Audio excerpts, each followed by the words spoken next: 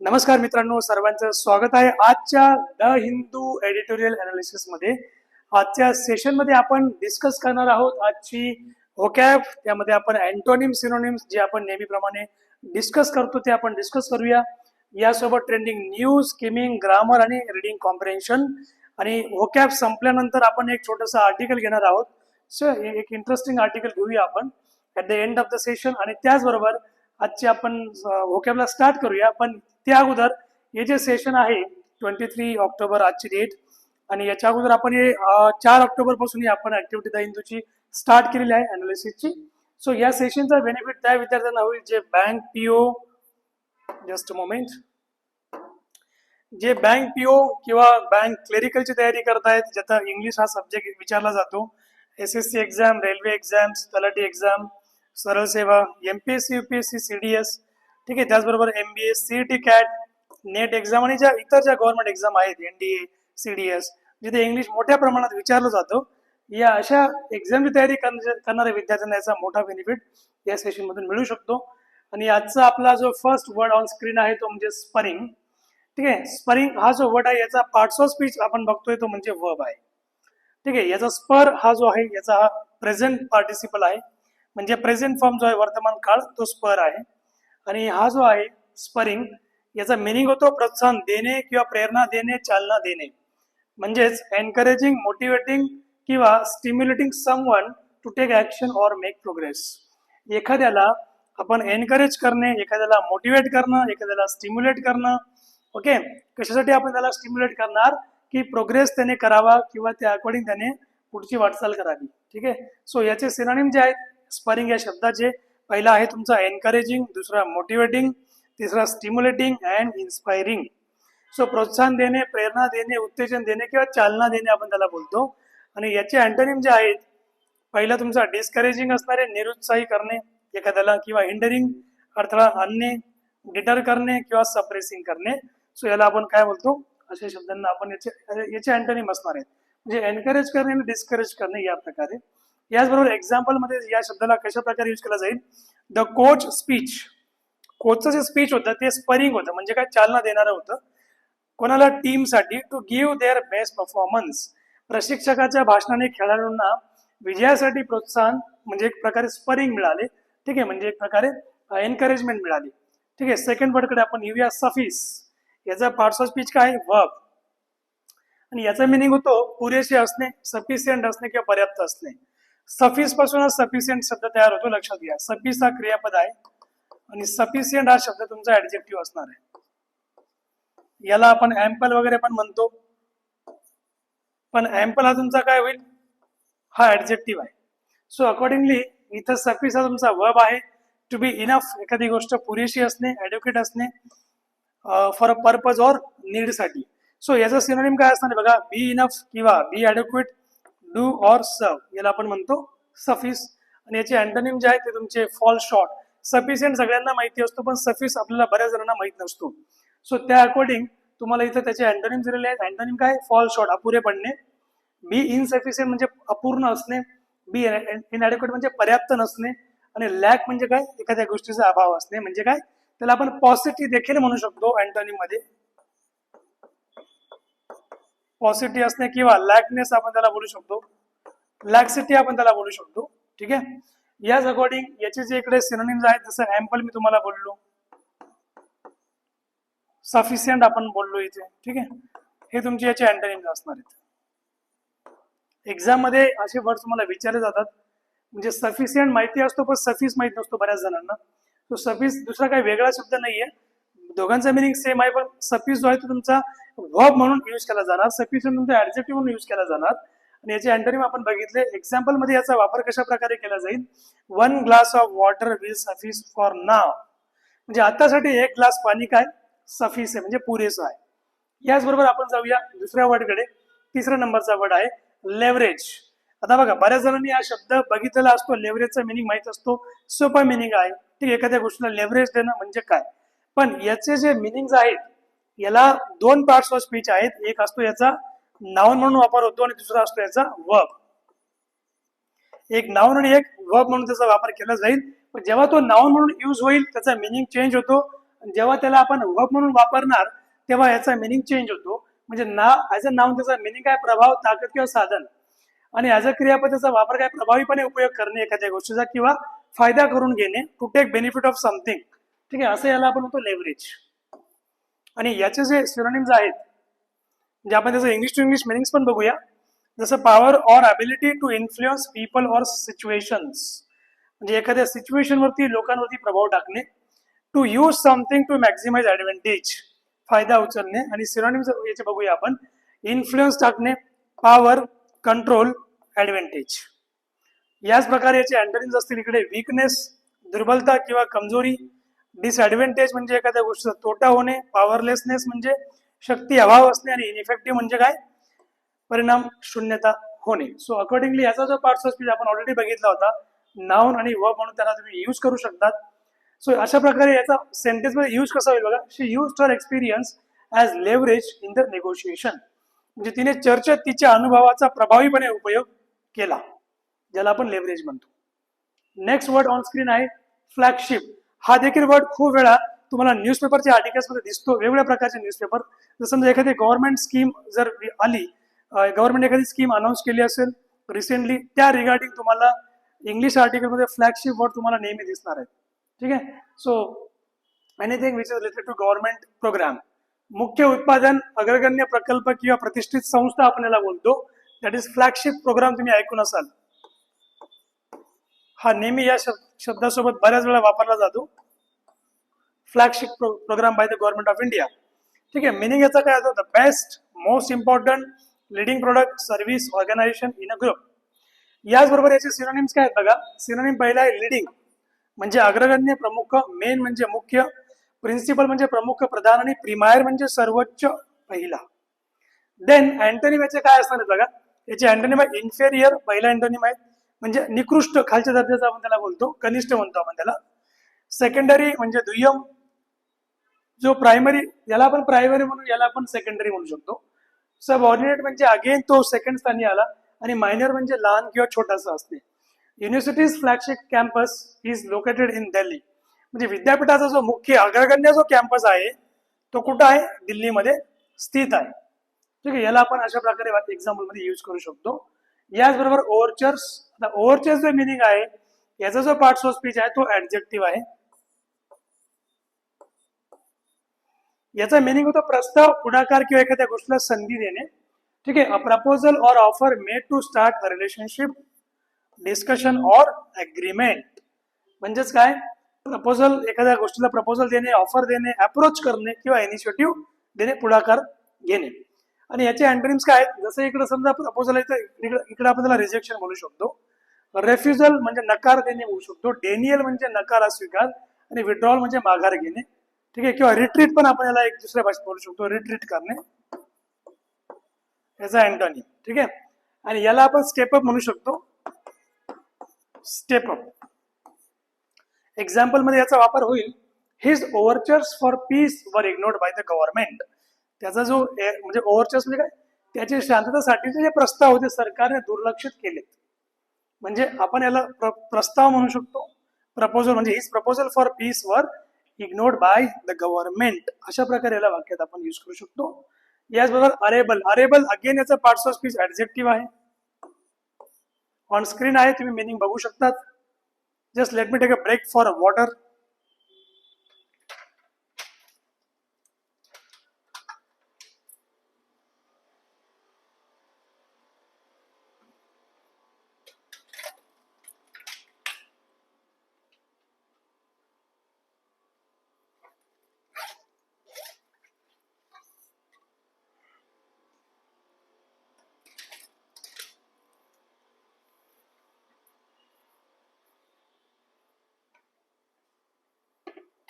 जो arable word आहे, arable वर्डला आपण एक्झॅक्टली काय म्हणतो, अरेबलचं मिनिंग विशेषण म्हणून आणि नाम म्हणून थोडासा मिनिंग मध्ये थोडासा डिफरन्स इथं आपल्याला बघायला मिळेल, त्याचं नाउन आणि ऍडजेक्टिव्ह नुसार.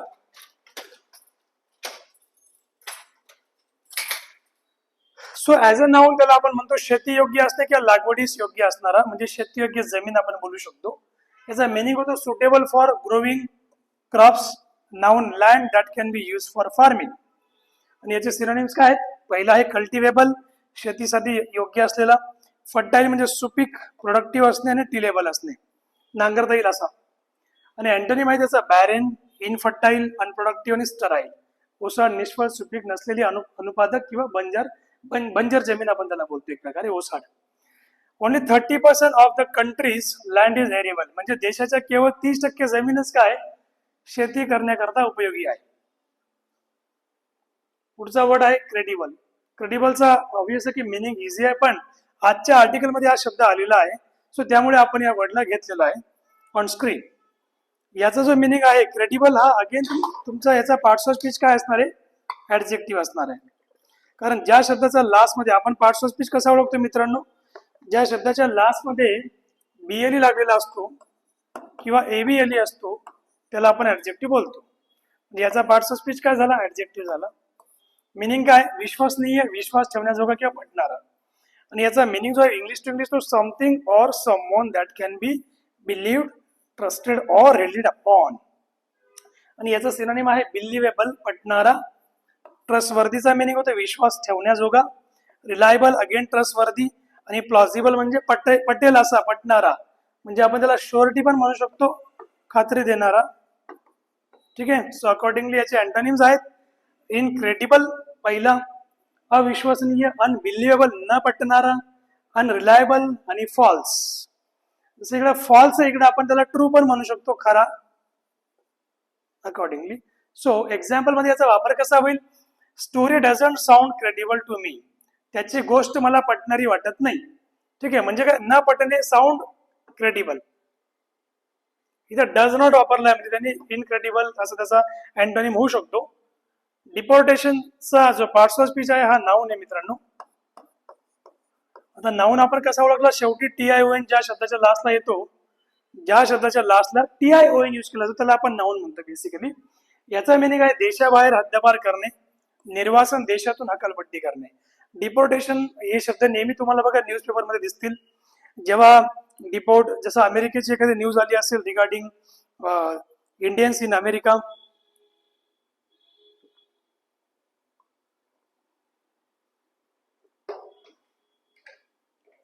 सो डिपोर्टेशनचा मिनिंग काय होतं? एक प्रकारे the act of forcing someone, एखाद्याला हद्दपार करणे, टू लिव्ह अ कंट्री, देश सोडण्यास त्याला सांगणे. म्हणजे ते गव्हर्नमेंट त्याला डिपोर्ट करू शकतो, कोणी पण डिपोर्ट नाही करू शकत. जी ऑथॉरिटी असते, समजा इंडियामधून एखाद्याला काढायचं बाहेर, तर इंडियन गव्हर्नमेंट ते काम करणार की त्याला हद्दपार करण्याचं काम करेल. So usually because they have broken the law. आता यांना डिपोर्ट का केलं जातं? कारण कायद्यांचा भंग केला असेल.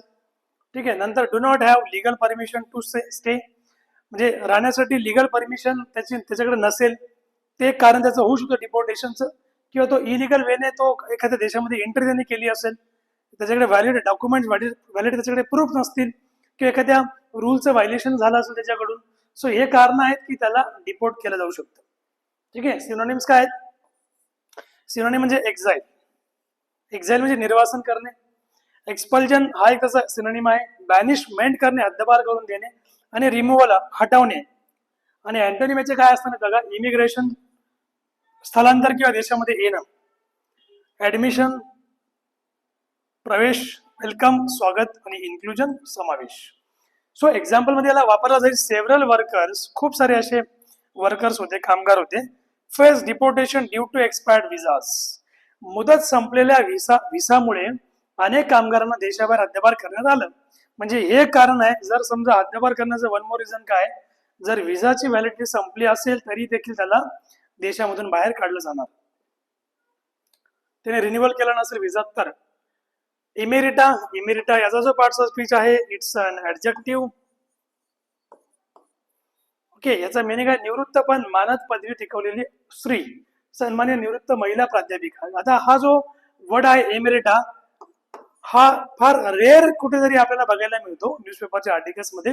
आणि हा त्या आर्टिकल रिगार्डिंग आलेला आहे जे आज आपण डिस्कस करणार आहोत, रिगार्डिंग अ वुमेन. सो याचा मिनिंग काय होतो की निवृत्त पद मानद, म्हणजे निवृत्तपण मानद पदवी टिकवलेली स्त्री, म्हणजे एखादी पदवी घेतलेली महिला आपण त्याला बोलतो. ठीक आहे. निवृत्त महिला प्राध्यापिका आपण त्याला बोलू शकतो. याचा मिनिंग होतो टायटल गिवन टू वुमन, एका स्त्रीला असं टायटल दिला जाणं who has retired from a professional position, जे एखाद्या प्रोफेशनल पोझिशनहून रिटायर झालेली आहे आणि तिला जेव्हा ती पदवी मिळते त्याला आपण एमेरिटा म्हणतो. सो स्पेशली ॲज अकॅडमिक्स हा आपण वर्ड कुठल्या कॉन्टेक्स्टने यूज करू शकतो, कुठल्या टर्म्सने, तर अकॅडमिक टर्म्सने याला आपण वापरू शकतो. जसं की प्रोफेसर या टर्ममध्येच याला वापरला जातो, प्रोफेसरच्या बाबतीमध्येच. But is allowed to keep her honorary title as a mark of respect. ठीक आहे. सो अकॉर्डिंगली याचा मिनिंग होतो रिटायर्ड. सिंपल भाषेत म्हणायचं म्हटलं एमेरिटा म्हणजे काय, रिटायर्ड, ऑनररी, रिस्पेक्टेड आणि वेटरन, अनुभवी. अँड अँटोनिम याचे काय असणार आहे बघा, ऍक्टिव्ह, सर्व्हिंग म्हणजे पोझिशन मध्ये ऍक्टिव्ह आहे, रिटायर्ड नाही झाला, करंट आणि वर्किंग कामात असलेली व्यक्ती. Doctor Mehta professor emerita of physics continues her research even after retirement. So doctor Mehta सन्मान्य निवृत्त भौतिक शास्त्र होते, भौतिकशास्त्राचे प्राध्यापक. त्यांनी निवृत्तीनंतरही संशोधन करत राहिलेत, जे करत आहेत. सो त्याला आपण एमेरिटा म्हणतो. म्हणजे निवृत्तीनंतर पण एखादी गोष्ट तो करत असतो काही ना काही, सो त्याला आपण एमेरिटा म्हणणार. पुढचा वर्ड आहे कॉन्स्पिरसी. कॉन्स्पिरसी हा जो वर्ड आहे याचा पार्ट ऑफ स्पीच तुमचा असणार आहे नाऊन, आणि याचा मिनिंग होतो कट, षडयंत्र, गुप्त योजना किंवा कारस्थान करणे. याचा मिनिंग काय होतो, secret plan made by a group of people. Secret plan made by a group of people to do something illegal or harmful. म्हणजे असे लोकांचा ग्रुप एखादा प्लॅन करू शकतो जो एखादा इलिगल असेल किंवा हार्मफुल असेल दुसऱ्यासाठी. याचा सिनोनिम काय होतो, सिनोनिम आहे प्लॉट करणे, स्कीम, एंट्रिग आणि कल्युजन करणे, कट, डाव, कारस्थान, संगनमत. अँटोनिम याचे असणारे ऑनेस्टी, ट्रूथ, ओपननेस आणि फ्रँकनेस. आणि याला आपण सेंटेन्स मध्ये कशा प्रकारे वापरू शकतो,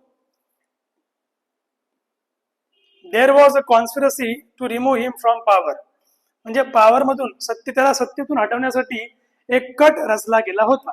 so there was a conspiracy म्हणजे कट रचला गेला होता, कट रचणे. आणि अकॉर्डिंगली पुढचा वर्ड, ओके, लास्ट वर्ड आपला मिस झाला. And the last word was,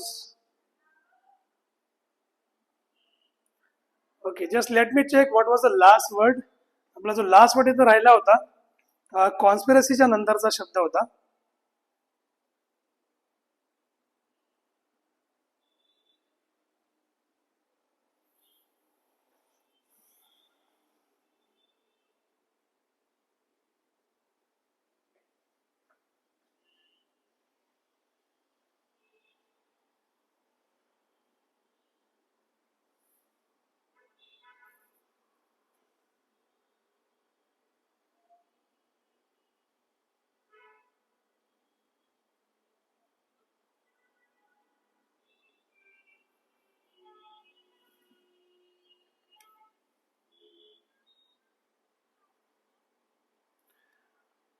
okay, stunt हा वर्ड आपला होता लास्ट, स्टंट वर्ड आपला बाकी होता. ठीक आहे. याच्यामध्ये एक्झाम्पल मध्ये आपण त्याला यूज केलेला आहे ऑलरेडी, स्टंट. इथे मी तुम्हाला लिहून देतो.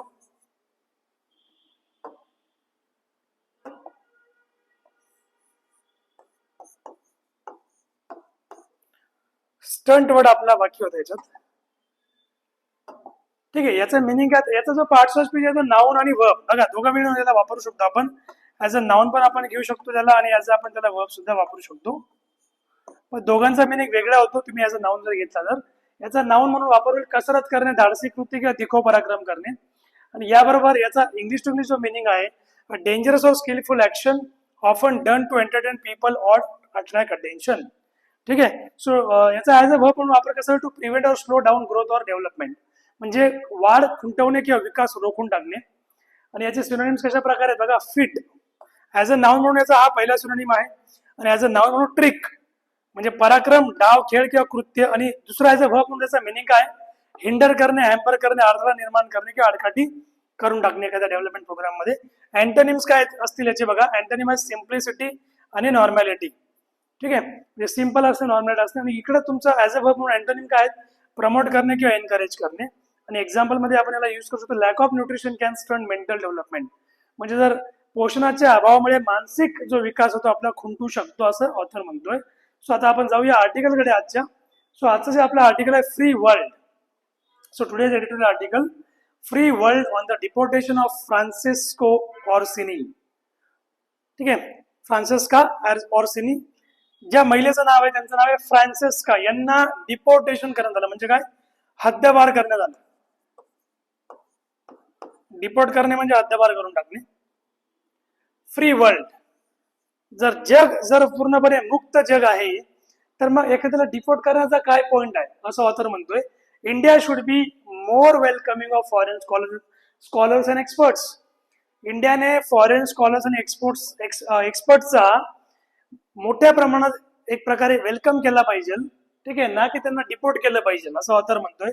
कुठे ना कुठे कॉन्ट्राव्हर्शियल ओपिनियन ऑथरची आपल्याला बघायला मिळतील as compared to the government opinion, ठीक आहे. So the free movement of people, म्हणजे लोकांचे जे मुक्त जो प्रवाह आहे अँड आयडियाज, ठीक आहे, मुक्त संकल्पना आणि मुक्त प्रवाह is integral to a globalize world. या जागतिक जगासाठी, जागतिकरणाचं जे जग आहे यामध्ये लोकांचे जे काही फ्री मुवमेंट आहे किंवा फ्री आयडियाज आहेत त्या एक महत्वाचा पार्ट इंडिया म्हणजे एखाद्या देशासाठी इम्पॉर्टंट ठरतात. परंतु India continues to send out conflicting signals on this count. पण इंडिया इथे आपल्याला एक प्रकारे विरोधाभासिक जे संकेत आहेत ते सेंड करताना इंडिया आपल्याला दिसतो आहे. पहिल्या ऑथरने म्हटले की जागतिकरणाचं जग आहे ज्यामध्ये संकल्पना, आयडियाज, ज्यामध्ये मुवमेंट लोकांची ही फ्री प्रमाणात होणं गरजेचं आहे. परंतु दुसऱ्या बाजूला जर बघितलं आपण तर India continues to send out conflicting signal. India conflicting signal देतोय, विरोधाभासी संकेत देतोय दुसऱ्या काउंटने. So on the one hand जर आपण एका बाजूने विचार केला, एका हाती जर विचार केला, it wants to welcome technology. म्हणजे ऑथर काय म्हणतोय की ऑन दी वन हँड एका बाजूने इंडिया काय दाखवतोय की it wants to welcome technology. त्यांना भारतामध्ये टेक्नॉलॉजीचं वेलकम करायचं, कॅपिटल पाहिजे, इन्व्हेस्टमेंट पाहिजे, know how from all corners of the world, पूर्ण जगामधून, जगाच्या कानाकोपऱ्यातून त्यांना इंडियामध्ये इन्व्हेस्टमेंट पाहिजे, इंडियामध्ये टेक्नॉलॉजी आणायची आहे. आणि it is also trying to insulate itself. आणि दुसऱ्या बाजूने आपल्याला जे इंडिया आहे आपल्याला स्वतःला प्रोटेक्ट करताना पण दिसतो इकडे, म्हणजे feeling insecure about an alleged global conspiracy against it. ठीक आहे, म्हणजे इंडियाला असं वाटतं दुसऱ्या बाजूने की आपल्याला एक जी ग्लोबल म्हणजे जागतिक लेवलला जे काही कारस्थान चालू आहे आपल्याबद्दल, सो त्या रिगार्डिंग पण आपण एक प्रकारे काय सेक्युअर करणं गरजेचं आहे. फिलिंग ऑफ सिक्युरिटी इंडियाला वाटताना दिसते. दुसऱ्या बाजूला इंडिया जे आहे जो फ्री फ्लो आहे, जे फ्री ओपिनियन्स आहेत, संकल्पना त्यांना एक रोखताना पण दिसतोय आपल्याला. So the deportation of Francisca, म्हणजे तर या वरच्या लाईन मध्ये ऑथरला हे म्हणायचं आहे की जे काही फॉरेन एक्सपर्ट्स आणि स्कॉलर जे भारतामध्ये येत आहेत त्यांच्याकडे मोठ्या प्रमाणात नॉलेज आहे, मोठ्या प्रमाणात त्यांनी रिसर्च केलेले आहेत आणि कुठे ना कुठे भारतामध्ये येऊन भारताच्या लोकांवरती प्रभाव टाकतील आणि आपल्या कुठे ना कुठे गव्हर्नमेंटच्या अगेन्स्ट लोकांना एक प्रकारे इन्फ्लुएन्स करण्याचा प्रयत्न करतील. म्हणजे कुठे ना कुठे आपल्याला त्यांची गरज पण आहे, आपण त्यांना एक प्रकारे डिपोर्ट पण करत आहोत. म्हणजे आपल्याला ज्या गोष्टी हव्यात आपण त्या गोष्टींच्या अगेन्स्ट पण जातोय. So the deportation of Francisca ऑर्सिनी ह्या एक स्कॉलर आहेत, हिंदी आणि साऊथ एशियन लिटरेचरच्या स्कॉलर आहेत आणि त्या प्रोफेसर सुद्धा आहेत, एमिरेटा आहेत, म्हणजे फॉर्मर निवृत्त professor at the school of oriental and African studies SOS university of London मध्ये from Delhi airport on October 2025, 20 October 2025 ला यांना डिपोर्ट करण्यात आलेलं आहे. ठीक आहे, has to be seen in this context. तर या कॉन्टेक्स्ट मध्ये आपण डिस्कस करणार आहोत की डिपोर्टेशन कोणाचं झालंय, फ्रान्सिस्का ऑर्सिनीचं. ओके, त्या कोण आहेत, एक स्कॉलर, हिंदी आणि साऊथ एशियन लिटरेचरचे स्कॉलर आहेत, प्रोफेसर आहेत, एमिरेटा म्हणजे निवृत्त प्रोफेसर पण आहेत त्या emerita school of oriental and African स्टडीजच्या युनिव्हर्सिटी ऑफ लंडन मध्ये. ओके, आणि यांचं डिपोर्टेशनचं काय कारण ते आपण बघूया. She held a valid 5 year e tourist visa. त्यांच्याकडे 5 वर्षाचा व्हॅलिड ई टुरिस्ट व्हिसा होता. परंतु त्यांना ब्लॅकलिस्ट मध्ये टाकण्यात आलं होतं मार्च 2025 मध्ये. आणि त्याचं रिझन काय होतं, व्हायलेशन ऑफ व्हिसा कंडिशन्स. त्यांनी व्हिसाच्या ज्या अटी होत्या त्यांचं उल्लंघन केलं म्हणून त्यांना ब्लॅकलिस्ट मध्ये गव्हर्नमेंटने टाकलं. So Miss Orsini had allegedly engaged in an academic activities during a visit in October 24. जेव्हा ते 2024च्या ऑक्टोबर व्हिजिटला आले होते भारतामध्ये, त्यांच्यावरती एक आरोप लावला गेला की ते अकॅडमिक ऍक्टिव्हिटीज मध्ये एंगेज होत्या. ठीक आहे, आणि त्याच्यामुळे काय झालं की which were technically a violation of the terms of uh tourist visa. त्याच्यामुळे ते कारण ठरलं की त्यांचा जो टुरिस्ट व्हिसा होता तो एक प्रकारे त्यांनी सस्पेंड केला गव्हर्नमेंटने. सो हर इन्फ्लुएन्शियल वर्क, त्यांनी एक पुस्तक पण लिहिलं होतं. त्या पुस्तकाचं जे नाव आहे हिंदी पब्लिक स्फिअर 1920 आणि 1940, हे त्यांच्या पुस्तकाचं नाव आहे. हे तिचं वर्क म्हणजे काय, त्यांनी लिखाण केलेलं काम. ठीक आहे. So language and literature in the age of nationalism, म्हणजे लँग्वेज अँड लिटरेचर जो नॅशनलिझम राष्ट्रवादचा जो आता जो युग आहे यामध्ये भाषा आणि साहित्य यांचा काय इम्पॉर्टन्स आहे हॅज सिग्निफिकंटली कॉन्ट्रीब्युटेड आणि या तिच्या पुस्तकाने जे आहे महत्वाचं योगदान देखील दिलेलं आहे to the understanding of Indian literary. त्यांचं जे वर्क आहे त्यांनी महत्वाचं कॉन्ट्रीब्युशन दिलेलं आहे कशासाठी इंडियन लिटररी आणि कल्चरल हिस्ट्रीला मोठं त्यांनी योगदान देखील केलेलं आहे. ठीक आहे, भारतीय साहित्य आणि भारतीय संस्कृतीला ऐतिहासिक संस्कृतीला. So she is one among the many foreign scholars. ती खूप साऱ्या फॉरेन स्कॉलर्स मधून एक अशी स्कॉलर आहे who have devoted their live to researching. ज्यांनी आपलं पूर्ण जे लाईफ आहे ते पूर्ण रिसर्च मध्ये त्यांनी डेडिकेट केलेलं होतं. And writing on various aspects of India. भारताच्या वेगवेगळ्या आस्पेक्ट्सवर तिने लिहिलेलं आहे. तिने यासाठी आपलं पूर्ण आयुष्य त्यागलेलं आहे. The argument about violations. आता व्हायलेशन बद्दलचा जो काही वाद आहे मे वेल बी ट्रू, तो खरा जरी असला but also evident is the arbitrariness in deportation decisions. But also evident, पण त्यांचं जे डिपोर्टेशन आहे याचं मेन म्हणजे कुठल्याही प्रकारचं ताळमेळ लागत नाहीये. सो फॉरेन बिझनेस लिडर्स जे भारताला व्हिजिट करतात, व्हिजिटिंग इंडिया रुटीनली असे मध्ये मध्ये येत असतात फॉरेन बिझनेस लिडर्स आणि ते पॉलिटिकल एक प्रकारे स्टेटमेंट देतात, गव्हर्नमेंटचं कौतुक करतात. मग ते व्हिसाचं व्हायलेशन नाही का? ते पण तर व्हिसाच्या अटींचं व्हायलेशनच आहे. मग त्यांच्यावर आरोप लावला गेला की तुम्ही व्हिसाच्या अटींचं व्हायलेशन केलेलं आहे म्हणून आम्ही तुम्हाला डिपोर्ट करतो इंडियामधून. ठीक आहे, मग यांचं पण तर तसंच आहे. जे काही वेगवेगळे बिझनेस लिडर्स येतात त्यावेळेस according they appreciate the government of India which can be term a violation of visa conditions. So those who see themselves as guardians of India's national security, भारताच्या राष्ट्रीय सुरक्षेचं जे स्वतःला गार्डियन म्हणून निरोध फिरतात त्यांना एक गोष्ट त्यांनी विचार केला पाहिजे. Will have to think hard on the cost and benefits of restricting the entry of international scholars into the country. देशामधून आंतरराष्ट्रीय जे काही स्कॉलर्स आहेत, ठीक आहे, त्यांची एंट्री बॅन करणं किंवा त्यांच्यापासून जो काही बेनिफिट होतो त्याला त्या अकॉर्डिंग त्यांच्यावर जी काही कॉस्ट लागते ती कॉस्ट आपण बिअर करतोय का? म्हणजे कुठे ना कुठे आपण जर नॅशनल सिक्युरिटीचे जर एवढे प्रवक्ता आहोत तर आपण या गोष्टींवरती विचार करणं गरजेचं आहे. असं ऑथर म्हणतोय. Many people associated with the ideological ecosystem of the ruling Bharatiya Janata party. बरेच लोक असे या गोष्टीला एक प्रकारे असोसिएट करतायत की ही जी आयडियोलॉजिकल जी इकोसिस्टम आहे ही बीजेपीने तयार केलेलं आहे. त्यांचा असा बिलीव्ह आहे की there is an international conspiracy. बीजेपीचा असा आरोप आहे की एक आंतरराष्ट्रीय कट कारस्थान चालू आहे आणि जे कट कारस्थान जे आहेत आपल्या भारतीयांवरती याचा प्रभाव होण्याची शक्यता आहे. जो this thought is reflected in policy actions. हा जो थॉट आहे तो हा पॉलिसी ऍक्शन म्हणून ते दाखवण्याचा प्रयत्न करतायत. That restrict non governmental organisations. जे एनजीओला देखील रेस्ट्रिक्ट करतायत अशा एनजीओला, ठीक आहे, नॉन गव्हर्नमेंटल ऑर्गनायझेशन्सला अँड स्कॉलर्सला देखील ते रेस्ट्रिक्ट करतायत ज्यांच्यामुळे भारतीय लोकांवरती यांचा प्रभाव पडू शकतो आणि कुठे ना कुठे गव्हर्नमेंटच्या अगेन्स्ट हे पॉलिसी किंवा लोकांमध्ये एक गोष्ट स्प्रेड करू शकतात, निगेटिव्ह गोष्ट. So there are various forces globally at play at any given point.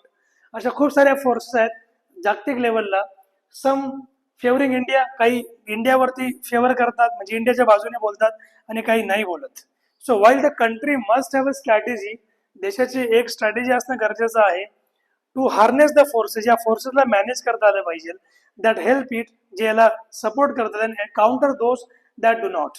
आणि ज्यांना काउंटर म्हणजे ज्या काही विरोधात आहेत त्यांना काउंटर करता आलं पाहिजे. ज्या फेवर जे आपल्या सपोर्टमध्ये आहेत त्यांना मॅनेज करता आलं पाहिजे. It cannot do this by fencing it self in. पण गव्हर्नमेंट असं करताना कुठेही दिसत नाहीये. सो इन मिस ओरिसिन्स केस, ओरिसिनीच्या केसमध्ये there is nothing beyond the claim that. यांच्या केसमध्ये असं कुठलाही क्लेम नाही, असा दावा नाहीये की शी व्हायलेटेड व्हिसा कंडिशन्स. तिने व्हिसा कंडिशन व्हायलेट केल्यात टू बिगिन विथ. म्हणजे हा कुठलाही एक पॉईंट नाहीये. म्हणजे ही कुठली पण अशी लिगल बाजू नाही आपण बोलू शकतो असं ऑथरचं म्हणणं आहे. To begin with visa condition should be more welcoming of scholars. Scholars म्हणा किंवा सायंटिस्ट असतील किंवा एक्सपर्ट्स असतील यांच्यावरती व्हिसा कंडिशन्स ज्या आहेत त्या कुठल्याही प्रकारे यांचं व्हायलेशन कन्सिडर करू नये, त्यांना वेलकम करणं गरजेचं असं ऑथर येतात म्हणताना दिसतोय. So it is also relevant that. ही एक अजून महत्वाची गोष्ट सांगतोय की इन दिस कॉन्टेक्स्ट, याच कॉन्टेक्स्ट की there are several global leaders. असे खूप सारे ग्लोबल लिडर्स आहेत इन मेनी फील्ड्स. वेगवेगळ्या क्षेत्रामधले global leaders who are of Indian origin, जे भारतीय वंशाचेच आहेत. जगात जे पण असे काही सेव्हरल ग्लोबल लिडर्स आहेत खूप साऱ्या वेगवेगळ्या क्षेत्रांमध्ये जे भारतीय वंशाचेच आहेत. But are citizens of another country, पण ते दुसऱ्या देशाचे नागरिक आहेत कुठले भारतीय वंशाचे पण नागरिक दुसऱ्या देशाचे आहेत. Okay, a country that feels threaten by authors. मग ऑथर्स मुळे जर कंट्रीला धोका असेल, सायंटिस्टमुळे धोका असेल, थिंकर्स विचारवंतांमुळे धोका असेल, will have a little chance of realising its full potential. मग अशा देशाला आपलं पोटेन्शियल एक प्रकारे कुठे ना कुठे यांच्या कम्पॅरिझन मध्ये कमी ते लेखताय स्वतःला. यांचं त्यांना आपलं पोटेन्शियल ओळखता येत नाही असं डायरेक्ट ऑथर मिनिंग सांगतोय. Open societies have their vulnerabilities. ज्या ओपन सोसायटीज आहेत त्यांना स्वतःच्या व्हलनरेबिलिटीज आहेत, but trying to fix them by returning into close society will stunt progressed. मग जर अशा प्रकारच्या घटना जर होत असतील तर ऑब्व्हियसली की कुठं ना कुठं आपला जो प्रोग्रेस आहे त्याला कुठं ना कुठं खुंट पडेल, without necessarily enhancing security. Security कुठे एनहान्स न करता. सो या प्रकारे आपण हे आजचं आर्टिकल डिस्कस केले, आजची ओके पण आपण डिस्कस केली. मित्र, चॅनलला लाईक, शेअर आणि सबस्क्राईब करायला मात्र विसरू नका. ठीक आहे, या अकॉर्डिंग आपण उद्याचं पण सेशन यामध्ये 24 ऑक्टोबरचं ऍड करणार आहोत. सो आजचं सेशन आपण इथे थांबवतोय. Thank you so much. जय हिंद आणि जय महाराष्ट्र.